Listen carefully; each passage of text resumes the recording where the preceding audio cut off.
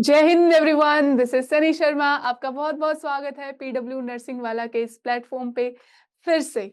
जी हाँ, क्योंकि एक बार फिर से जीएमसीएच का जो भी रिजल्ट आया है, इतने सारे रैंक होल्डर्स हैं जो इस प्लेटफॉर्म ने दिए हैं, जो ये प्लेटफॉर्म दे रहा है, अपकमिंग एग्जाम्स में भी देगा अगर आप इसी तरीके से जुड़ते रहिए। तो आज एक जो सक्सेस स्टोरी आपके सामने रहने वाली है, वो है अमरीन की। ठीक है, अमरीन हमारे साथ स्टूडियो में जुड़ी हुई है। वेलकम अमरीन, और बहुत बहुत बधाई है आपको, कॉन्ग्रेचुलेशंस कि आपने जो है इसमें रैंक लेके आई है जीएमसीएच में। Thank you so much ma'am. Okay Amreen, सबसे पहले तो ये बताओ कि आप कहाँ से हो और आपकी रैंक क्या है? मैम मैं यूपी सहारनपुर से हूँ और मेरी रैंक 192 है। ओके, तो ये आपका फर्स्ट अटेम्प्ट था या रिपीटेड? मैम रिपीटेड था। पहले मैं नॉट सेट 8 भी दे चुकी हूँ और आरआरबी का दिया था तो उसका रिजल्ट नहीं आया अभी तक। Okay okay. तो अमरीन, आपने कॉलेज आपका कब खत्म हुआ और आपने शुरुआत जो प्रिपरेशन की शुरुआत है वो कब की? मैम कॉलेज अभी रिसेंटली 2024 में पास आउट हूँ मैं। और प्रिपरेशन मैंने हमारे एक टीचर थे, जब हम थर्ड ईयर में थे तब हमें नॉट सेट के बारे में पता चला था। देन उसके बाद से फिर मैंने धीरे धीरे थोड़ा थोड़ा यूट्यूब से पढ़ना स्टार्ट कर दिया था।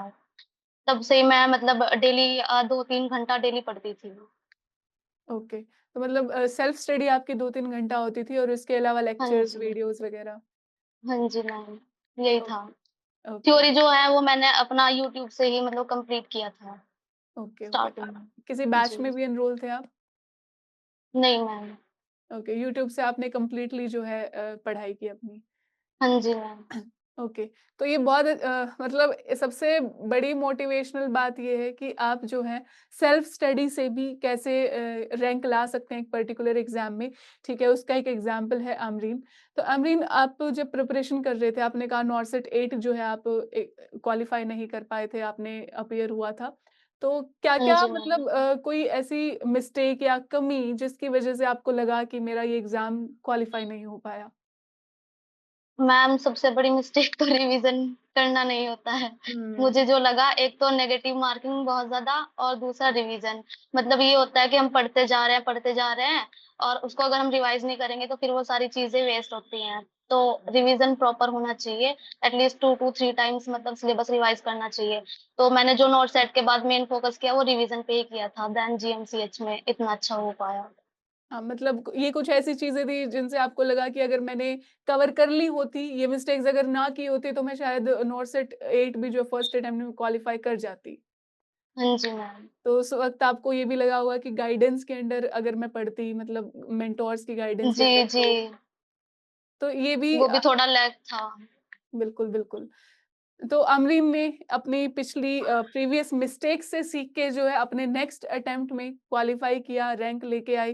ठीक है, तो बहुत सारे एस्पिरेंट्स होते हैं जब भी तैयारी करने बैठते हैं, तो कुछ ना कुछ ऐसी चीज़ें हो जाती हैं जो उनको नहीं समझ में आती फर्स्ट टाइम में कि भई हम किस डायरेक्शन में जो अपनी प्रिपरेशन करें, ठीक है? कैसे-कैसे जो है चीज़ों को स्ट्रैटेजिकली प्रिपेयर करें, ठीक है? उसके लिए आपको एक प्रॉपर गाइडेंस की ज़रूरत पड़ती ही पड़ती है, क्योंकि इतने हाई कॉम्पिटिशन में आपको अ, कहाँ जाना है, किस दिशा में जाना है, तैयारी करनी है, ये बहुत ज़रूरी है, क्योंकि आपके पास इतना अधिक समय भी नहीं होता है, ठीक है? बहुत सारे स्टूडेंट्स, एस्पिरेंट्स ऐसे होते हैं जो 2 महीने, 3 महीने, 4 महीने, 5 महीने का टारगेट रख के जो है प्रिपेयर करते हैं। तो इसमें बहुत ज़रूरी है कि आप स्मार्ट स्टडी के साथ प्रिपरेशन अपनी करें, वो भी गाइडेंस के अंडर आप जो है प्रिपेयर करें। अदरवाइज़ आप एक्सपीरियंस लीजिए, मतलब आप अटेम्प्ट दो, उसमें अगर आप फेल होते हैं तब आपको मिस्टेक्स का पता चलता है, and then you can improve on it, और आप जो है नेक्स्ट अटेम्प्ट में अपना अच्छा कर सकते हैं। तो अमरीन, और आप के बारे में हम जानना चाहेंगे कि क्या-क्या स्ट्रगल्स आपने फेस की प्रिपरेशन के दौरान, जो हर्डल्स बन रही थी कि ये जो है मुझे प्रिपेयर नहीं करने दे रहे? क्या आप वर्किंग थे या सिर्फ़ एक एस्पिरेंट थे? मैम जैसे ही कॉलेज खत्म हुआ तो मैं मतलब जॉब के लिए गई थी टीचिंग के लिए, नर्सिंग ट्यूटर। तो फिर उसी वजह से मेरा लैक ऑफ रिवीजन भी रहा। मतलब जो मैं रिवीजन नहीं कर पाई वो मेन कारण था मेरी जॉब का। तो मैंने 3 महीने तक जॉब की। उसके बाद जब मैंने नॉरसेट 8 दिया और मुझे लगा कि नहीं, मुझे मतलब अभी जो प्रिपेयर करना है वो बिना जॉब के ही करना पड़ेगा, अदरवाइज नहीं हो पाएगा। देन फिर मैंने अपनी जॉब छोड़ के उसके बाद फिर मैंने घर पे ही रह के लाइब्रेरी जॉइन करके देन मैंने रिवीजन पे अपना फोकस किया मेनली। ओके। तो अगर इसको इस तरीके से देखा जाए कि अगर आपके पास थोड़ा इनफ टाइम होता या टाइम ज़्यादा होता, तो क्या जॉब में रहते हुए भी आप कर सकते थे या जॉब छोड़ना ज़रूरी था उस प्रिपरेशन के लिए? मैम जहाँ तक मुझे लगता है नॉट सेट जैसे टफ एग्ज़ाम के लिए तो जॉब छोड़नी पड़ती है। एट लीस्ट आपको 8 टू 10 आवर्स स्टडी देना ही पड़ता है, उसके बिना नहीं हो पाएगा। तो मैंने इसीलिए सोचा कि मैं पहले जॉब छोड़ के उसके बाद मैं अपना पढ़ाई स्टार्ट करती हूँ।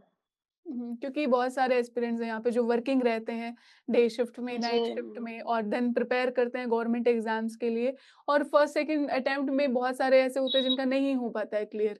तो कहीं न जी। कहीं जो वर्किंग है, उनकी जॉब है वो हर्डल बनती है, एक बाधा बनती है, ठीक है? बट आपको कैसे मैनेज करना है जॉब के साथ-साथ कई सारे ऐसे भी होते हैं जो एग्ज़ाम नज़दीक आने पर जिनको छोड़नी पड़ती है, ठीक है, जॉब।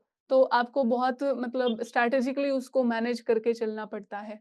तो अमरीन, हाँ जी।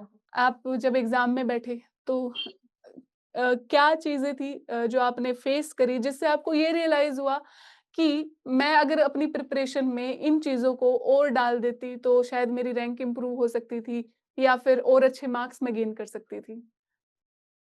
मैम मेन चीज़ तो एक तो सिली मिस्टेक्स क्योंकि जब हम एग्ज़ाम हॉल में होते हैं, जो चीज़ें हमें आती भी हैं, तो वो माइंड से स्लिप हो जाती हैं। उस टाइम पे एंग्ज़ायटी भी होती है थोड़ी बहुत, तो उस वज़ह से मेनली होता है रिवीज़न मेन। अगर हम रिवीज़न नहीं करेंगे, भले ही वो हमने चीज़ें पढ़ रखी हैं, वहाँ पे हमें मतलब एग्ज़ाम में देख के याद आता है कि नहीं हमने ये पढ़ा था, बट हम उसको रिकॉल नहीं कर पाते हैं उस टाइम पे। बिल्कुल, तो वो सब इसी वज़ह से होता है क्योंकि हमने उस चीज़ का रिवीज़न नहीं किया है। तो राइट। मुझे जहाँ तक लगता है कि वो रिवीज़न मेन है, सबसे मेन जो है वो बस रिवाइज़ करते रहो। जहाँ तक हम कर सकते हैं, जितनी बार कर सकते हैं, तो उतना रिवीज़न करना चाहिए। हाँ, कई बार और मेन स्टूडेंट्स होते हैं। जी, और क्वेश्चन प्रैक्टिस और टेस्ट सीरीज़ भी इम्पोर्टेंट रोल प्ले करती है हमारा नेगेटिव मार्किंग को इम्प्रूव करने में। मतलब कि अगर हम टेस्ट सीरीज़ देते हैं, तो उसमें हमें अपना स्कोर पता चलता रहता है कि हमने कितना नेगेटिव मार्किंग कम किया है। बिल्कुल, बिल्कुल। ये तो एक जी, स्ट्रैटेजी रहती ही है मतलब कि अगर आप ये फ़ॉलो नहीं करेंगे क्योंकि बहुत सारे स्टूडेंट्स होते हैं, सिलेबस कवर करने पर लगे रहते हैं कि मुझे 100% सिलेबस सबसे पहले कवर करना है, ठीक है? अगर आपके जी, पास जी। इनफ टाइम है तो बिल्कुल आप सिलेबस जो है कवर करने पे सबसे पहले ध्यान दो। लेकिन अगर टाइम इनफ नहीं है तो एक स्मार्ट स्ट्रैटेजी अपनानी पड़ती है और इसके तहत जो है हमें बार-बार जो चीज़ हमने एटलीस्ट पढ़ ली है, उनको बार-बार रिवीज़न हमें करनी है। तो हाँ जी, मैम। हाँ, इसमें आपका वीक पॉइंट क्या था? मतलब कौन-सा सब्जेक्ट था जिसमें आपको लग रहा था कि अगर इससे ज़्यादा पोर्शन आया तो ये मुझे डुबा सकता है पेपर में? या जो आपने प्रिपेयर नहीं किया अच्छे से, कोई ऐसा सब्जेक्ट था? मैम माइनर सब्जेक्ट्स क्योंकि मैंने मेन फ़ोकस सिर्फ़ मेजर मेजर सब्जेक्ट्स पे किया था और जो रिसर्च मैनेजमेंट जो सब्जेक्ट होते हैं, तो उनसे भी क्वेश्चन्स आते हैं, तो उनका मैंने रिवीज़न नहीं किया।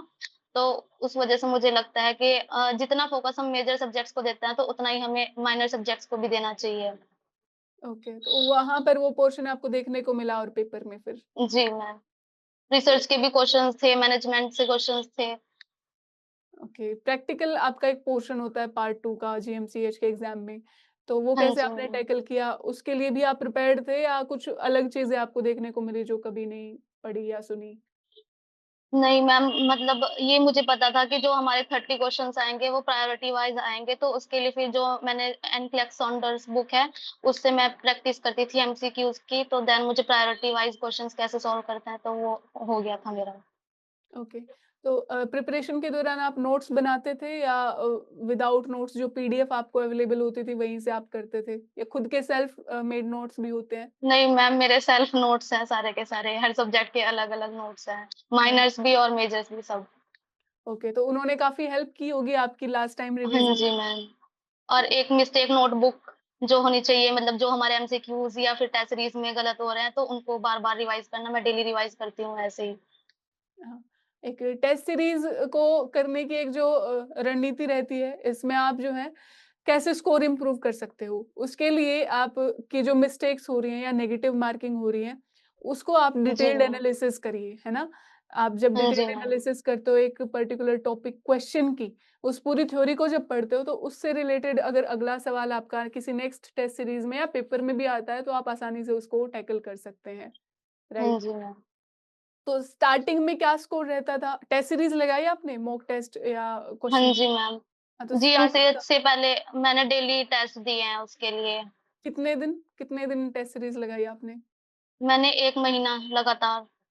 ओके, तो दिन में कितने टेस्ट लगाते थे? मैम डेली का 1 रहता था, बट मैं उसको ही मतलब पूरा डिटेल से एनालाइज़ करती थी, तो उसी में हुँ। मेरे 2 ढाई घंटे चले जाते थे। हुँ। हाँ, इसमें काफ़ी क्योंकि आप जब डिटेल्ड एनालिसिस करोगे प्रॉपर टाइम देके इम्प्रूवमेंट भी तभी आएगी। एक कई हाँ जी स्टूडेंट्स होते मैम। हैं बस टेस्ट दिया और छोड़ दिया और लेकिन जी। इससे कभी कभी इम्प्रूवमेंट नहीं आ सकती। आपको उसको एनालाइज़ करना होगा, आपको नेगेटिव मार्किंग या रॉन्ग क्वेश्चंस जो हुए हैं, उनको जो है समझना होगा, तभी आप दूसरे टेस्ट पर जाएँगे, तभी आपको बेनिफिट जो है लगेगा उसके अंदर, हाँ राइट? जी मैम। हाँ, तो जब आप टेस्ट सीरीज़ लगा रहे थे, तो स्टार्टिंग में जो आपका स्कोर था, कितना ज़्यादा इम्प्रूव हुआ? लाइक हम स्कोर जानना चाहेंगे। बहुत सारे स्टूडेंट्स हैं, जिनको पता है कि मेरा ये स्कोर आ रहा है।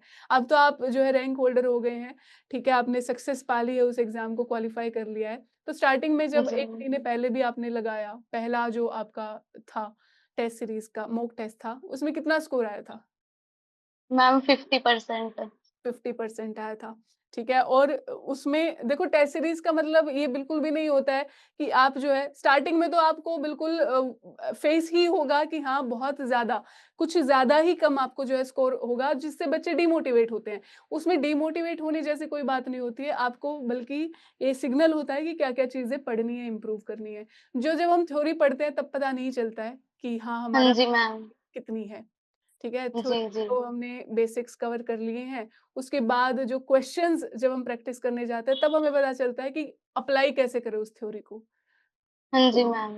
हाँ, तो वही चीज़ विदाउट क्वेश्चन प्रैक्टिस और टेस्ट सीरीज़ के नहीं हो पाता, क्योंकि अगर हम थ्योरी पढ़ते जा रहे हैं, तो उससे हमें अपना एनालिसिस ही नहीं पता चलता कि हम कहाँ स्टैंड कर रहे हैं।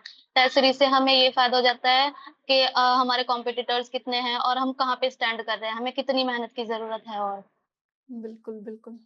तो यूट्यूब सेशंस आप सभी टीचर्स के देखते थे? हाँ जी मैम, आपके भी नॉन नर्सिंग के। Non nursing in case GMCH में ना हुआ, कोई हाँ नॉन जी। नर्सिंग वाला, नॉट-सेट, आरआरबी इनको भी तो क्वालीफाई आरआरबी से कर पहले भी आपके सेशंस देखे थे। हुँ, हो रही है हेल्प इम्प्रूवमेंट नॉन नर्सिंग में? हाँ जी। गुड, जी। गुड। ठीक है, तो आई होप आप आमरीन नेक्स्ट अगर आप कोई एग्ज़ाम थे उसमें भी आप इसी तरीके से जो है रैंक लेके आएँ, अपनी ड्रीम जॉब आप लें, ठीक है? फिलहाल आप जो है सेटल्ड हो गई हैं जीएमसीएच रैंकिंग के साथ, इसमें सक्सेस आपको मिल गई है। बहुत-बहुत congratulations and thank you so much thank you सभी को मैम। अपनी एक एक्सपीरियंस अपना शेयर करने के लिए, अपनी स्टोरी शेयर करने के लिए। आई होप बहुत सारे बच्चों को मोटिवेट करेगी, इंस्पायर करेगी आमरीन की स्टोरी, ठीक है? तो thank you so much Amreen. Thank you ma'am. And thank you everyone इसी के साथ इस सेशन को एंड करते हैं और मिलते हैं आपसे एक नई स्टोरी के साथ